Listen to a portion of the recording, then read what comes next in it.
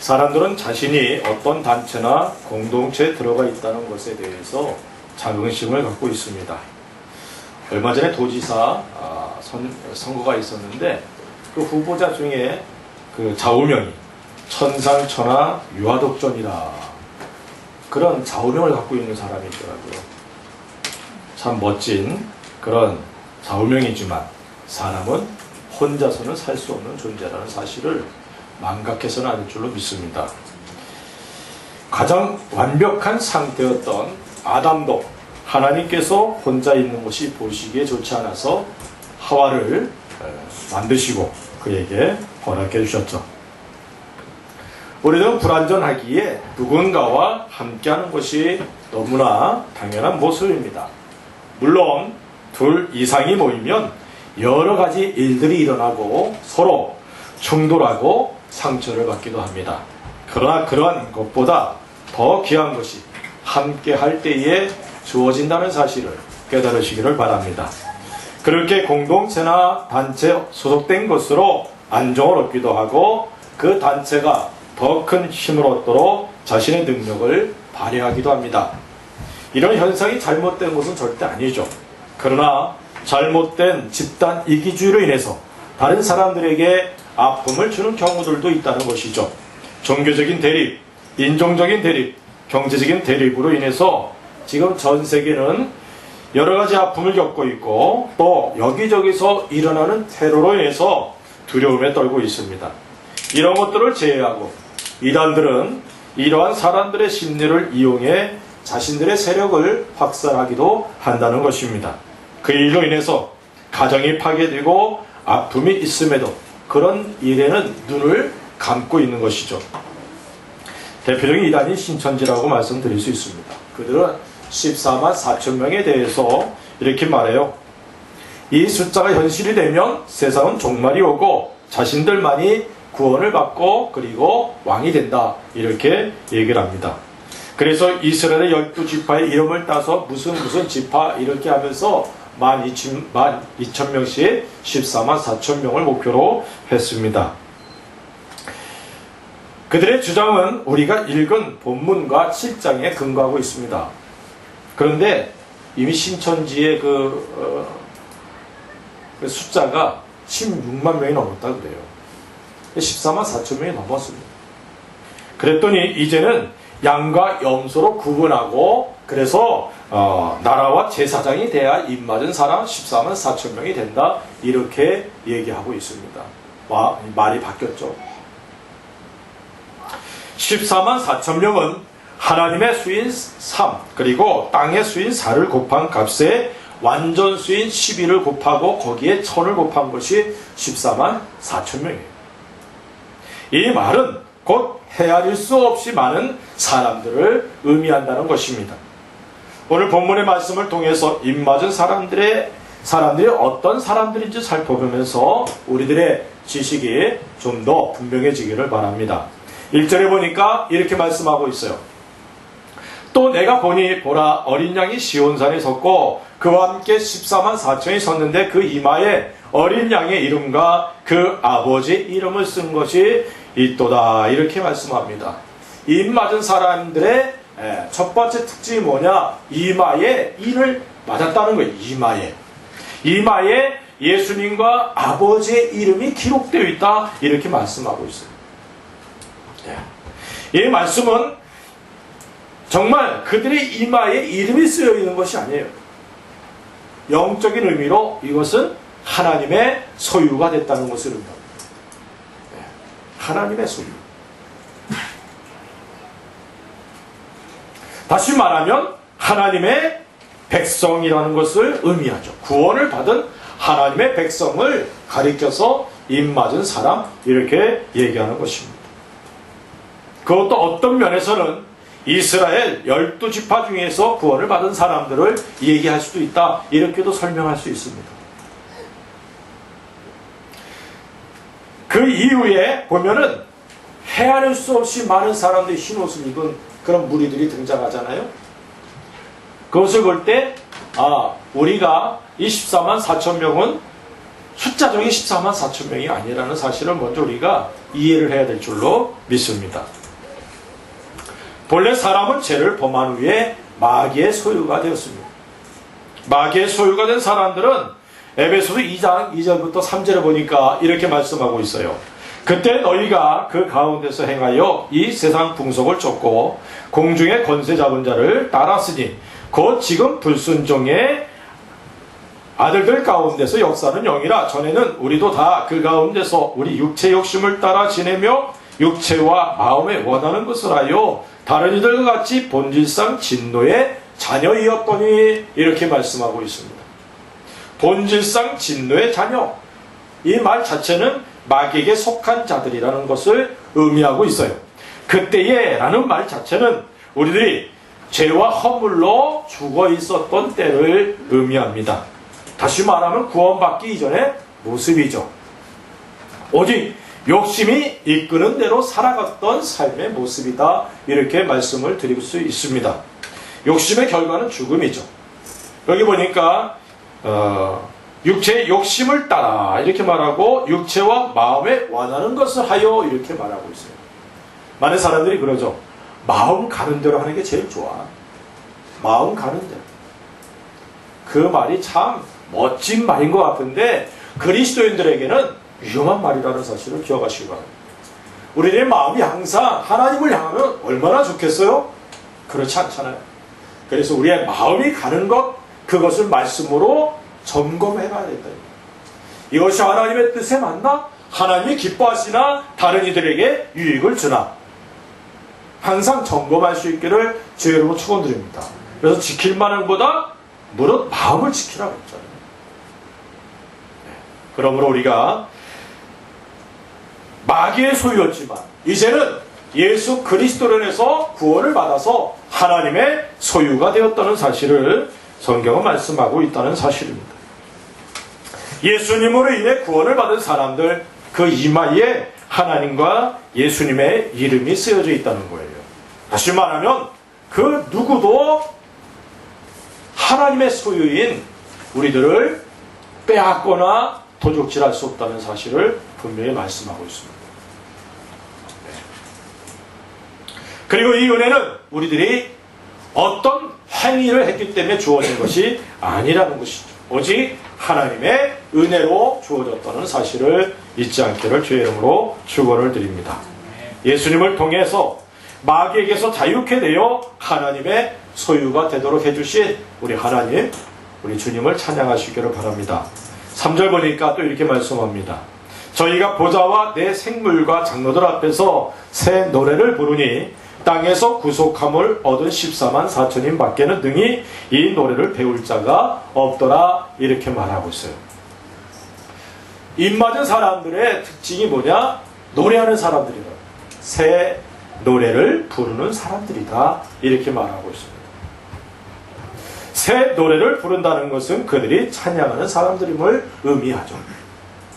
그리고 이 노래를 부를 수 있는 사람은 예수님의 피로 구속함을 받은 사람들이고 복음의 비밀을 알고 있는 사람들이라는 사실을 성경은 말씀합니다. 분명한 사실은 아무나 우리 하나님을 찬양할 수 없다는 거예요. 아무나 예수님을 찬양할 수 없습니다. 오직 하나님께서 주신 영원한 생명을 가진 사람들, 시편 150편 6절에 보면은 호흡이 있는 자마다 여호와를 찬양할지어다 할렐루야, 이렇게 말씀하고 있죠. 다시 말하면 하나님의 생명을 가진 사람들, 그 사람들만이 하나님을 찬양할 수 있는 사람들이라는 사실입니다. 우리는 전에는 하나님을 몰랐어요. 하나님에 대해서 찬양할 수 있는 그런 생각도 못했던 사람들입니다. 그러나 우리가 하나님의 소유가 되고 하나님의 사랑을 알고 은혜를 알고 하나님께서 내게 주신 놀라운 복들을 알면서 하나님을 찬양할 수 있는 사람들이 됐다는 걸 기억하시기 바랍니다. 베드로전서 2장 9절에 보니까 오직 너희는 택하신 족속이요 왕같은 제사장들이요 거룩한 나라요 그의 소유된 백성이니 이는 너희를 어두운 데서 불러내어 그의 기이한 빛에 들어가게 하신 자의 아름다운 덕을 선전하게 하려 하심이라, 이렇게 말씀하고 있어요. 우리로 하나님께서 우리에게 베풀어 주신 그 아름다운 덕을 사람들에게 선전하는, 이 선전한다, 이 말을 다른 표현으로는 찬송한다, 이렇게도 말씀을 드릴 수 있는 겁니다. 우리가 하나님을 찬양한다. 내게 베풀어 주신 하나님의 아름다운 것들을 찬양할 수 있는 찬양의 사람들이 되었다는 사실을 기억하시기를 주의 이름으로 축원을 드립니다. 우리들 하나님께 택함을 받은 사람들입니다. 왕같은 제사장들입니다. 이렇게 하신 목적이 바로 우리들을 어둠에서 불러내신 하나님을 찬양하도록 하시기 위함이다. 이 사실을 잊지 않기 바랍니다. 여기서 새 노래는 계시록 5장 9절과 10절에 보니까 이렇게 말씀하고 있어요. 새 노래를 노래하여 가로되 책을 가지시고 그 임범을 떼기에 합당하시도다. 일찍 죽임을 당하사 각 족속과 방언과 백성과 나라 가운데서 사람들을 피로 사서 하나님께 드리시고 저희로 우리 하나님 앞에서 나라와 제사장을 삼으셨으니 저희가 땅에서 왕노릇하리로다 하더라. 이렇게 말씀하고 있어요. 24 장로들이 임봉을 떼실 때에 예수님을 찬양하는 노래가 바로 새 노래의 내용일 것이다. 이렇게 말씀드릴 수 있어요. 피로 우리들을 사서 하나님께 드리셨고 우리를 하나님 앞에서 나라와 제사장이 되게 해주셨고 또 왕노릇하도록 하신 우리 하나님을 찬양하는, 전에는 우리가 생각하지도 못했던 내용을 찬양하는 거예요. 예수님을 찬양하는 거죠. 우리들의 입에 하나님을 향한 찬양이 넘치게 되기를 주의 이름으로 축원을 드립니다. 찬양은 하나님께 드리는 입술의 열매고 하나님께 드리는 찬미의 제사다. 이렇게 말하고 있어요. 히브리서 13장 15절에 보니까 이러므로 우리가 예수로 말미암아 항상 찬미의 제사를 하나님께 드리자. 이는 그 이름을 증거하는 입술의 열매니라. 그래서 찬양이 입술의 열매고 찬양이 바로 하나님께 드리는 예배라는 사실입니다. 하나님의 사랑과 예수 그리스도의 은혜를 찬양하는 찬양의 사람들이 되시기를 주의 이름으로 축원을 드립니다. 우리들의 찬양이 예배라는 사실을 잊지 않기 바랍니다. 예배를 준비하기 위해서 부르는 준비 찬양이 아니에요. 예배를 드리는데 하나의 그냥 맞춤으로 뭔가 찬양 안 하면 뭔가 허전하니까 해서 부르는 게 찬양이 아니라는 거예요. 찬양 자체가 예배입니다. 하나님께서 받으시는 예배예요. 믿으시기를 주의 이름으로 축원드립니다. 비록 성악을 전공한 사람들처럼 찬양할 수는 없을지라도 마음과 뜻과 정성을 다해서 영혼의 찬양을 드리는 우리가 되어야 될 줄로 믿습니다. 찬양을 통해서 하나님의 임재를 경험하게 되고 또 찬양을 통해서 하나님의 능력들이 나타나고 그 능력들을 경험하게 될 줄로 믿습니다. 어떤 사람은 찬양하다가 성령 하나님의 강한 임재하심 속에서 성령 하나님의 은사들을 경험하기도 하고 성령 하나님의 임재를 경험하는 경우들을 참 많이 봅니다. 특별히 찬양을 즐겨 부르는 사람들, 그들에게 찬양을 통해 하나님의 강한 임재가 있어요. 그러므로 찬양을 소중히 여기고 찬양을 주님 앞에 언제 드릴 수 있는 우리들이 될 수 있기를 바랍니다. 예수님을 통해서 우리들에게 주어진 은혜와 영광들을 찬양하는 찬양의 사람들, 우리들에게 이런 은혜가 주어졌다는 사실을 기억하고 감사하시기 바랍니다. 세 번째는 4절에 보니까 이렇게 말씀합니다. 이 사람들은 여자로 더불어 더럽히지 아니하고 정절이 있는 자라. 이렇게 말하고 있어요.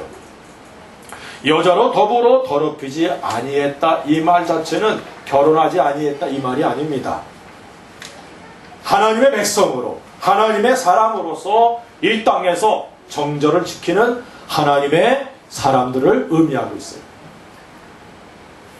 초대교회나 지금이나 여전히 마귀는 믿는 사람들, 특히 영적으로 깨어있는 사람들을 흔들고 마음에 세상을 사랑하도록 하는 욕심을 집어넣어주고 있다는 사실을 이제 잊지 않기를 바랍니다. 오히려 핍박이 있다면 그리스도인들은 더욱 주님께 집중하고 하늘의 영광을 소망하고 살아가게 됩니다. 수많은 선교자들이 나왔을 때에 교회는 더 부흥됐고 힘이 있었습니다. 우리가 살고 있는 현대는 여러 가지 면에서 그리스도인들이 유혹을 받을 것들이 과거의 어느 때보다 많은 그런 시대입니다. 세속화의 물결이 교회를 휩쓸고 성공하고자 하는 욕망들이 그리스도인들의 마음을 사로잡고 있습니다. 이런 시대에 입맞은 사람들은 자신의 마음과 생각을 지키고 오직 우리 주님께 집중하며 주님만 사랑하는 사람들을 의미하고 있다는 사실을 기억하시기 바랍니다. 바울은 모든 성도들이 정결한 그리스도의 신부가 되어야 한다라고 말씀하고 있어요. 그리고 이를 위해서 열심을 낸다라고 말씀합니다. 우리들이 열심을 내야 하는 것은 주님을 더욱 사랑하며 또 그 사랑의 모습들이 형제 자매들과 이웃들을 사랑하는 사랑의 모습으로 나타나야 될 줄로 믿습니다. 세상은 사랑의 대상입니다. 세상 가운데 신음하며 생명도 없고 소망도 없이 살아가는 사람들을 건져내야 할 곳이 바로 세상이라는 사실을 우리가 기억하시기 바랍니다. 세상을 사랑하는 것이 아니라 세상 속에 있는 사람들을 구원하는 그러한 우리가 되어야 될 줄로 믿습니다. 우리는 세상에 대해서 죽은 사람들이죠. 예수 그리스도로 인해 살아난 사람들입니다. 영생을 가진 사람들입니다. 하나님과 예수님으로 더불어 영원한 사랑의 교제를 갖게 된 사람들입니다. 영혼을 추구하는 사람들, 하늘의 것을 추구하는 사람들이 되었습니다. 하나님께서 원하시는 것을 추구하는 우리들이 되어야 된다는 사실이죠. 이런 사람들의 삶의 특징이 외국인과 나그네와 같이 이 땅에서 살아갔다는 것이죠. 이런 사람들의 삶의 특징, 내게도 있어야 될 줄로 믿습니다. 비록 이 땅에서 다른 이들과 같은 모습으로 살아간다 할지라도 우리들의 궁극적인 목적지는 하늘이라는 사실을 잊지 않기 바랍니다. 더 많은 사람들을 하늘 백성으로 삼는 일에 열심을 내는 우리가 되어야 될 줄로 믿습니다. 세속화의 물결이 도도하게 흐른다 할지라도 하늘의 영광과 하늘의 본향을 바라보면서 나그네와 행인으로서 살아가는 저와 여러분들이 되어야 될 줄로 믿습니다. 4절 보니까 계속해서 이렇게 말씀합니다. 어린 양이 어디로 인도하든지 따라가는 자며 이렇게 말하고 있어요. 입맞은 사람은 다시 말하면 하나님의 소유가 된 우리들은 하나님이 우리의 목자가 되고 우리 주님이 우리의 목자가 되어서 목자이신 주님을 따라가는 사람들이라는 사실을 잊지 않기를 바랍니다. 그래서 항상 주님의 음성에 귀를 기울일 수 있어야 돼요. 누가복음 9장 23절에 보니까 또 무리에게 이르시되 아무든지 나를 따라오려거든 자기를 부인하고 날마다 제 십자가를 지고 나를 쫓을 것이니라 이렇게 말씀하고 있습니다. 우리는 예수님의 제자들이죠. 제자는 스승을 닮아가야 됩니다. 가장 완벽하신 스승이신 예수님을 닮아가는 것이 우리들의 목표가 되어야 될 줄로 믿습니다. 어떤 목사님을 닮아가는 것도 좋고 신앙의 유인을 닮아가는 것도 좋아요. 그러나 그 사람들은 모두가 하나의 디딤돌입니다. 우리의 최종 목표는 예수님이라는 사실을 잊지 않기를 바랍니다. 또한 우리들은 양이라는 사실이죠. 길 잃은 양이었던 우리들을 예수님께서 이제 선한 목자로 이 땅에 오셔서 우리를 바른 길로 인도하고 있습니다. 선한 목자이신 예수님을 따르는 것이 양인 우리들의 삶의 모습이어야 되고 주님께서 나를 따라오려거든 자기를 부인해라 이렇게 말씀하고 있다는 사실도 잊지 않기를 바랍니다. 우리들은 예수님과 함께 십자가에서 죽었습니다. 그리고 이제 내가 살아가는 것은 내 속에 계신 예수님을 위해 살아가는 거예요. 이 사실을 잊어버릴 때 우리들은 살아나고 예수님을 따라갈 수 없다는 사실을 깨달으시기 바랍니다. 또한 우리들에게 주어진 십자가를 자기의 십자가를 짊어지고 가야 된다는 사실입니다. 십자가는 사명이죠. 사명은 하나님께서 우리들에게 주신 것들이고 이 사명을 통해서 우리들이 이 땅에 사는 분명한 목적이 있다는 사실을 깨닫게 되는 것입니다. 자신에게 주어진 사명을 통해서 다른 사람들을 유익하게 하고 또 주님의 영광을 드러내는 우리가 되어야 될 줄로 믿습니다. 그리고 우리들의 삶에 분명한 목표가 있어야 돼요. 그것은 예수님을 따라가고자 하는 분명한 목표를 갖지 못한다면 좌로나 우로나 치우치게 되고 하나님 앞에 온전한 삶을 살아갈 수 없다는 사실입니다. 하나님의 말씀을 통해서 주님의 뜻을 깨닫고 또 주님께서 원하시는 그 길을 갈 수 있는 우리가 되어야 될 줄로 믿습니다. 날마다 죽노라고 고백한 바울처럼 자신을 부인하는 것으로부터 예수님을 따르는 삶을 살아갈 수 있게 되는 것이죠. 세상과 욕심과 죄에 대해 죽은 우리들이라는 사실을 기억하시기 바랍니다. 날마다 자신이 죽었다는 사실을 고백하는 것은 예수님과 더불어 부활한 사람이라는 사실을 고백하는 것과 같습니다. 자신에게 주어진 인생 사명을 감당하는 것으로 인해서 우리들이 주님 앞에서 받을 영광이 준비되고 있다는 사실도 잊지 않기를 바랍니다. 목자의 음성을 분별하고 그 음성에 반응하며 순종하는 삶을 살아가는 것이 바로 입맞은 사람들의 삶의 특징이라는 것입니다. 그런데 예수님을 따르는 사람들에 대해서 4절에 계속해서 이렇게 말씀하고 있어요. 사랑 가운데서 구속을 받아 처음 익은 열매로 하나님과 어린 양에게 속한 자들이다, 이렇게 말씀하고 있다는 것입니다. 세상의 사람들 가운데 구속을 받은 사람들, 우리가 바로 세상 사람들 가운데서 구속받은 사람인 걸 믿으시기 바랍니다. 이 구속이란 예수님께서 십자가에서 우리의 죄를 짊어지시고 죽으심으로 인해서 하나님께 죄값을 이제 지불하시고 우리를 자유케 해주셨다는 것을 의미하는 거예요. 예수님의 피로 인해서 구원을 받았다는 것, 피는 곧 생명을 의미하죠. 예수님께서 피 흘리심으로 우리들에게 하나님의 생명인 영생이 주어졌다는 사실을 성경은 말씀하고 있습니다.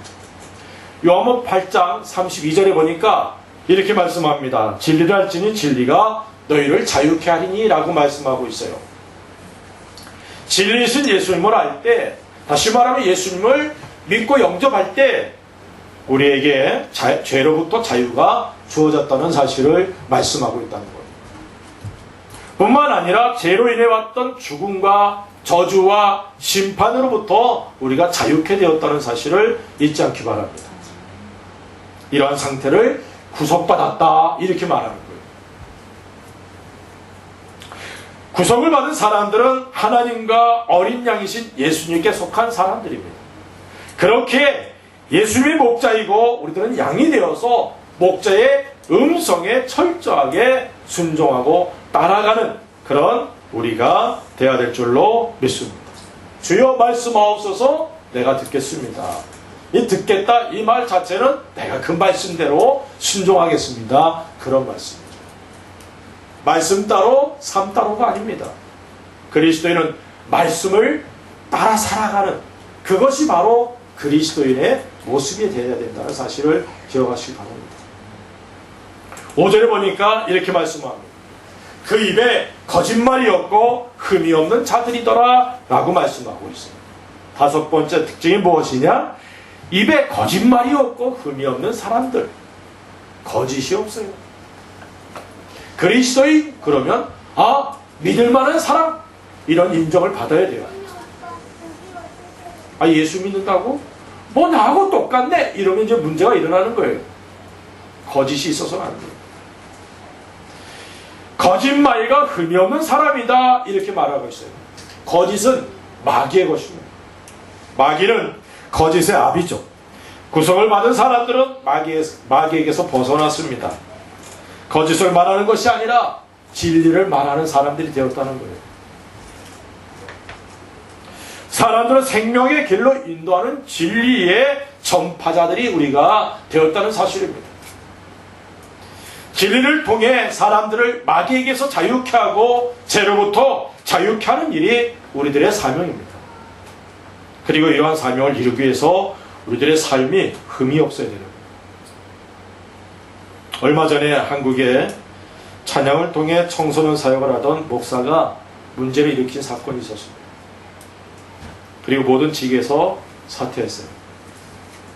그런데 그는 함께 일하던 사람들에게 사탄과의 싸움에서 지지 말라라고 말을 했다는 거예요. 이 말이 어떤 면에서는 자신이 마귀의 싸움에서 진 것을 인정하는 듯한 표현이지만, 다른 면에서는 자신이 마귀의 지금 공격을 받고 있다, 억울하다, 그런 의미로도 해석이 가능한 거예요. 어찌되었든 그의 삶이 흠이 있음으로 인해서 얼마나 많은 사람들이 상처를 받고 또 전도의 문을 막고 하나님과 우리 주님의 영광을 가로막게 되었는지 우린 잘 알고 있습니다. 율법을 어겨서 하나님의 이름을 모욕하게 되었다는 거예요. 믿지 않는 사람들을 통해 하나님의 이름이 욕먹지 않습니다.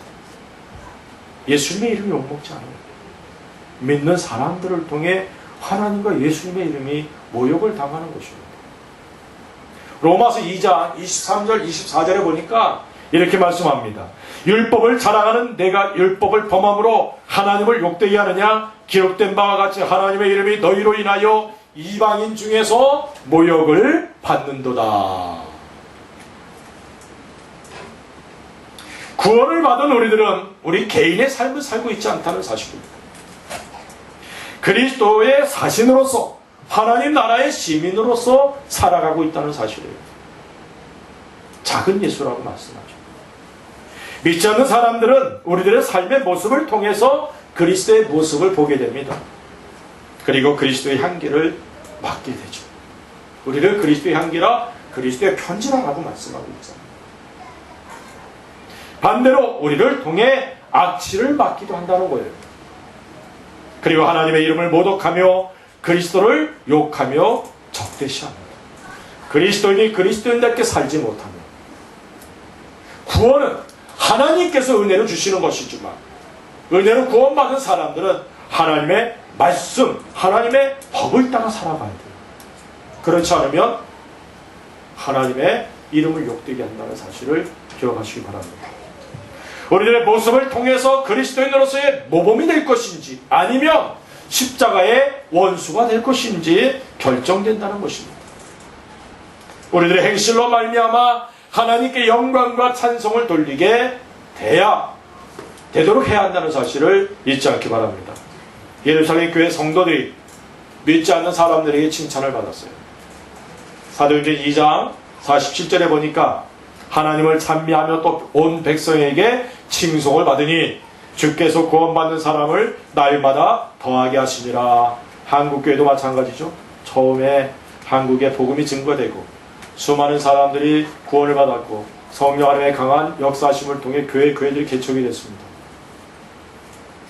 핍박이 있었지만 핍박하지 않는 사람들은 교회를 칭찬하고 교회에 자기 자녀들을 보내면서 나는 교회 안 가도 너는 교회 가라고 이랬던 시대가 있었어요. 그러나 요즘은 어떻습니까? 교회가 빚을 잃었어요. 맛을 잃었어요. 기독교인이 아니라 개독교라 이렇게 얘기해요. 왜요? 그리스도인 내가 잘못 살았기 때문에, 우리들이 잘못 살았기 때문에. 사랑하는 성도 여러분, 입맞은 사람, 하나님의 소유된 사람들은 거짓말이 없고 삶에 흠이 없어야 된다라고 말씀하고 있습니다. 이 사실을 기억하시기 바랍니다. 이를 위해서 자신의 모든 것을 잃는다 할지라도 이런 삶을 통해 하나님께 영광이 될 것이고 또한 하나님께 영광을 받게 된다는 사실을 기억하시기 바랍니다. 입맞은 14만 4천 명이 문자적인 숫자가 아니라는 사실을 먼저 깨달으시기 바랍니다. 주님께서 우리들을 구속하여 주셨고 하나님의 소유가 되게 해주셨습니다. 이제 우리들의 삶이 새 노래를 부르며 정절을 지키며 주님만을 따르는 삶이 되어야 될 줄로 믿습니다. 우리들의 입에 거짓이 없고 또 삶에 흠이 없어야 될 줄로 믿습니다.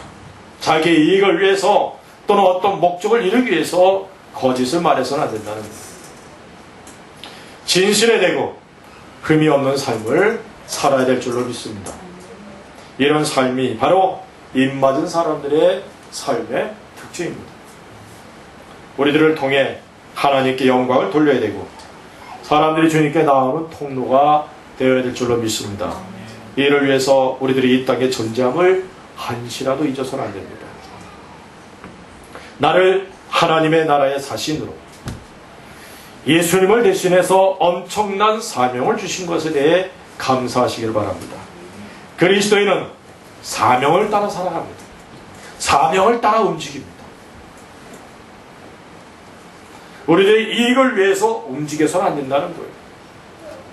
오직 하나님의 뜻을 이루고 주님께서 주신 사명을 감당하는 우리가 되어야 될 줄로 믿습니다. 우리가 일본에 있는 것 하나님의 뜻이 있기 때문에 있는 것. 그 뜻을 이루기 위해서 우리의 삶을 드릴 수 있길 바랍니다. 이래 우리들의 생애를 거시기 바랍니다.